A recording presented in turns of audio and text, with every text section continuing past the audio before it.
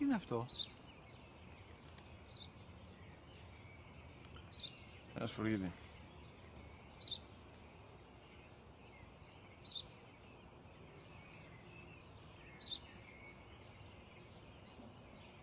Τι είναι αυτό? Μόλις τώρα στο πατέρα, σπουργίτη είναι.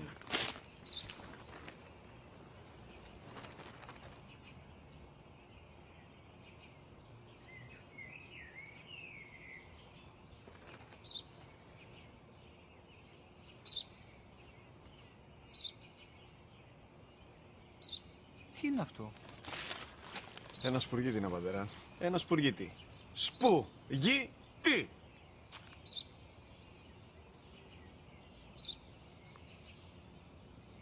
Τι είναι αυτό? Γιατί το κάνεις αυτό το πράγμα, μπορείς να μου πεις? Τόσες φορές σου είπα, είναι ένα σπουργίτη. Δεν το καταλαβαίνεις. Πού πας?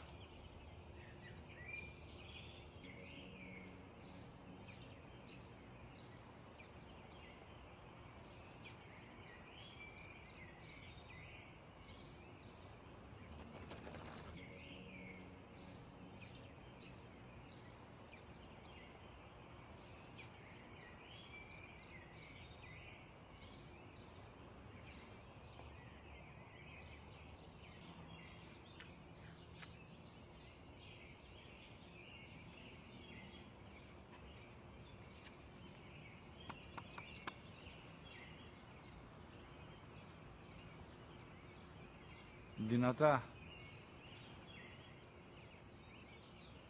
Σήμερα ο μικρός μου γιος που πριν λίγες μέρες έκλεισε τα 3 καθόταν μαζί μου έξω στο πάρκο όταν ένα σπουργίτη ήρθε και κάθισε απέναντί μας.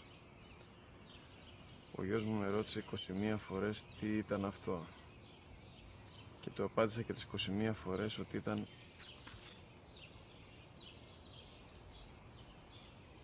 ένα σπουργίτη. Τον αγκάλιασα τρυφερά και τις 21 φορές που μου έκανε την ίδια ερώτηση, ξανά και ξανά,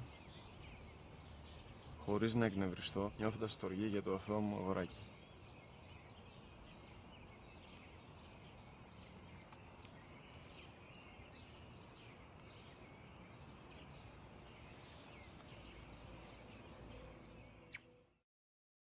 وقضى